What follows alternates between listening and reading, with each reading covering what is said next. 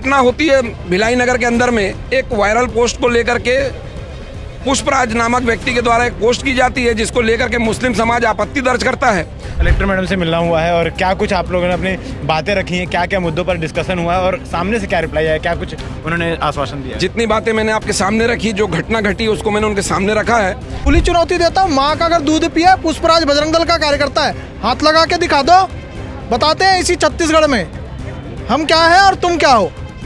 तो इन विषयों को ध्यान रखें। जो हमारा छत्तीसगढ़ है शांत प्रदेश है, हम इस देश के मालिक हैं, किराएदार नहीं है, मालिक के तौर पे हैं और मालिक ही रहेंगे। क्योंकि आप लोग की आपत्ति बस ये है कि कानून अपनी कार्रवाई करे अगर कोई भी गलती करता है तो, मगर आप अपना कानून लागू मत करवाइए। बिल्कुल स्वीकार, शरीयत कानून यहाँ नहीं चलने वाला। शरीयत कानून जहाँ है आप जाके वहाँ बसो। भिलाई 3 में छिड़े विवाद को लेकर आज बजरंग दल कलेक्ट्रेट घेराव करने पहुंचा था। सैकड़ों की संख्या में कार्यकर्ता और सभी लोग आए हुए थे और प्रांत से मंत्री जी भी आए हुए हैं। क्या कुछ पूरा मामला था और ऐसी क्या जरूरत आन पड़ी कि आज कलेक्ट्रेट घेराव करना पड़ा? निश्चित तौर पर चिंता का विषय है, इसलिए कलेक्टर ऑफिस आकर के अपनी मांग रखनी पड़ी।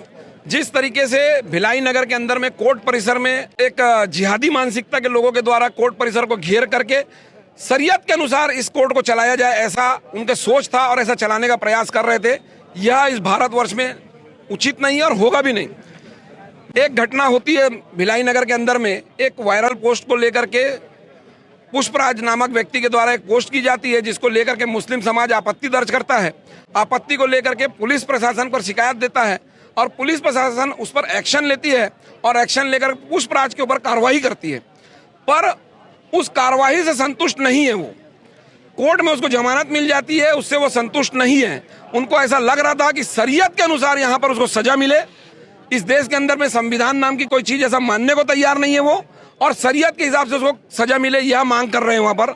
और कोर्ट परिसर में पाकिस्तान जिंदाबाद, गुस्ताखे रसूल की एक ही सजा, सर तन से जुदा, ऐसे नारे लगाते हुए हथियार लेकर के कोर्ट परिसर में खड़े हैं। यह चिंता का विषय है संपूर्ण भिलाई नगर वासियों के लिए, संपूर्ण दुर्ग नगर वासियों के लिए और संपूर्ण छत्तीसगढ़ के लिए यह चिंता का विषय है। क्योंकि हम इसके पूर्व में देखे हैं कि जिस तरीके से राजस्थान में कन्हैया कुमार की गर्दन काट दी जाती है, अमरावती जिले में जिस तरीके से उमेश कोल्हे की गर्दन काट दी जाती है, छत्तीसगढ़ के अंदर में बीरनपुर में मस्जिद के अंदर ले जाकर के चाकू गोद करके हत्या की कर दी जाती है भुवनेश्वर साहू की, और सादराम की कवर्धा में हत्या कर दी जाती है। तो यह दिन दूर नहीं कि यह जिस मानसिकता से कार्य कर रहे हैं उस मानसिकता से कल हमारा भाई पुष्पराज भी ऐसे ही शिकार हो जाए, उसको सचेत करने के लिए कलेक्टर और एसपी को ज्ञापन देने के लिए संपूर्ण हिंदू समाज का प्रतिनिधि मंडल यहाँ पर उपस्थित हुआ है। पुष्पराज के ऊपर जो कार्रवाई हुई थी उसको लेकर आप क्या कहना चाहेंगे, क्या वो कार्रवाई सही थी? निश्चित तौर पर अगर वह कानून के हिसाब से अगर लग रहा है वो गलत है तो कानून अपना हिसाब से काम करे, इसके लिए हम नहीं रोकेंगे, परंतु कानून करे। संविधान ने न्याय के लिए कानून बनाया है, वो कानून करे। और कानून को नहीं मानने वाले जो लोग हैं उनको जो नहीं मान रहे उसको कमिश्नर, एसपी और कलेक्टर सचेत करे और कानून बनाने का पूरा प्रयास करे। अन्यथा हम हिंदू समाज का प्रतिनिधि मंडल आज आया है, अगर ये नहीं मानते तो हिंदू समाज सड़क पर आकर के जो कानून नहीं मानता उसको कानून बनवाने का कार्य करेगा। कलेक्टर मैडम से मिलना हुआ है और क्या कुछ आप लोगों ने अपनी बातें रखी हैं, क्या क्या मुद्दों पर डिस्कशन हुआ है और सामने से क्या रिप्लाई आया, क्या कुछ उन्होंने आश्वासन दिया? जितनी बातें मैंने आपके सामने रखी, जो घटना घटी उसको मैंने उनके सामने रखा है। कलेक्टर मैडम भी कह रही है अगर ये घटना घटी है तो चिंता का विषय है, ऐसा यहाँ पर नहीं होना चाहिए। और निश्चित तौर पर चिंता का विषय भैया, मैंने 4 उदाहरण आपको बताया भी जो मेरे सामने आया। अगर ऐसी घटनाएं को अगर चिंता गंभीरता से नहीं लेते तो ये घटनाएं यहाँ भी घटेगी, और इस तरीके की घटना घट जाएगी तो हमारा गर्व से सीना चौड़ा नहीं होगा, शर्म से माथा झुकेगा। इसलिए इस पर चिंता करके कार्रवाई करना चाहिए और जिस भाषा में जो अपराधी समझता है उस भाषा में कानून को उसको समझाना चाहिए।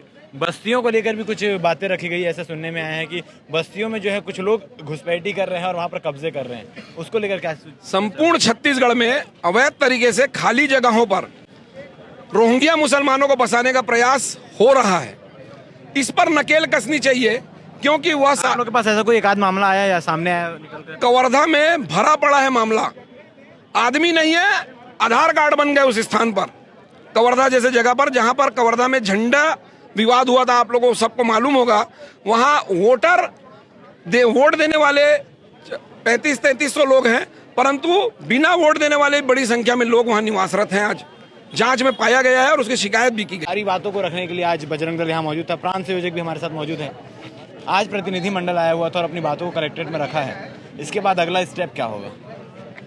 देखिए, जिस तरह से 17 तारीख को जो घटना हुई, हमारे कार्यकर्ता ने कहीं की कॉपी पेस्ट करके और सोशल मीडिया पे उसको शेयर किया, और उसके बाद जिस तरह से मुस्लिम समाज के द्वारा थाना या परिसर को घेरना, जिम परिसर को घेरना और यहाँ तक कोर्ट परिसर को घेरना, जहाँ पे न्यायपालिका सुरक्षित मानी जाती है, तो ऐसे कोर्ट परिसर को भी घेरना कहीं ना कहीं प्रश्न चिन्ह खड़ा करता है पुलिस प्रशासन पे कि पुलिस प्रशासन कहाँ है। और सबसे बड़ी बात, देश भर में इतनी घटनाएं हो रही हैं, सर तन से जुदा हो रहे हैं, उसके बाद भी पुलिस प्रशासन ऐसी चूक कर रहा है, ये चिंतनीय विषय है। और ऐसा ना हो कि पुलिस प्रशासन अपने थाने पे बैठे रहे और हिंदू समाज संपूर्ण रोड पे उतर के ये ऐसे सर तन से जुदा वाले जो जिहादी मानसिकता के लोग हैं, इनको ठीक करने का प्रयास हिंदू समाज करे, बजरंग दल के कार्यकर्ता करे। और जिस तरह से ये जिहादी मानसिकता के लोग क्या दहशत दिखाना चाहते हैं, मैं खुली चुनौती देता हूँ, माँ का अगर दूध पिया, पुष्पराज बजरंग दल का कार्यकर्ता है, हाथ लगा के दिखा दो, बताते हैं इसी छत्तीसगढ़ में हम क्या है और तुम क्या हो। तो इन विषयों को ध्यान रखें। जो हमारा छत्तीसगढ़ है, शांत प्रदेश है, हम इस देश के मालिक हैं, किराएदार नहीं है, मालिक के तौर पे हैं और मालिक ही रहेंगे। अपनी तुम देखो, तुम बाबर की औलाद, औरंगजेब की औलाद, कहाँ से आए हो, कहाँ हो और कहाँ जाओगे, ये चिंता आप करो, हमारी चिंता मत करो। पुष्पराज ने जो भी चीज़ें हुई है उसके ऊपर कानूनी कार्रवाई जो भी हुई है, उस कानूनी कार्रवाई को लेकर आप क्या कहना चाहेंगे कि कानून ने जो कार्रवाई की वो सही है, उसके लिए आप लोग सपोर्ट करने के लिए तैयार हैं? जी, कानून ने अपना काम किया, कार्रवाई की, सब चीज़ किया, हमने कानून की बातों को भी माना, पर जो कानून आपको बोल रहा है उस कानून को भी मानो, क्योंकि मतलब आप लोग की आपत्ति बस ये है कि कानून अपनी कार्रवाई करे अगर कोई भी गलती करता है तो, मगर आप अपना कानून लागू मत करवाइए। बिल्कुल स्वीकार, शरीयत कानून यहाँ नहीं चलने वाला। शरीयत कानून जहाँ है आप जाके वहाँ बसो। इस देश में जो कानून है उस कानून को मानना पड़ेगा, उस कानून का पठन करना पड़ेगा, और कानून की लाइन से अलग जाओगे और कानून के रक्षक अगर इस चीज़ में असफल रहेंगे तो बजरंग दल इसको, जो गीता में पठन किया है, उस पठन को करके बजरंग दल इस पर कार्रवाई करेगा।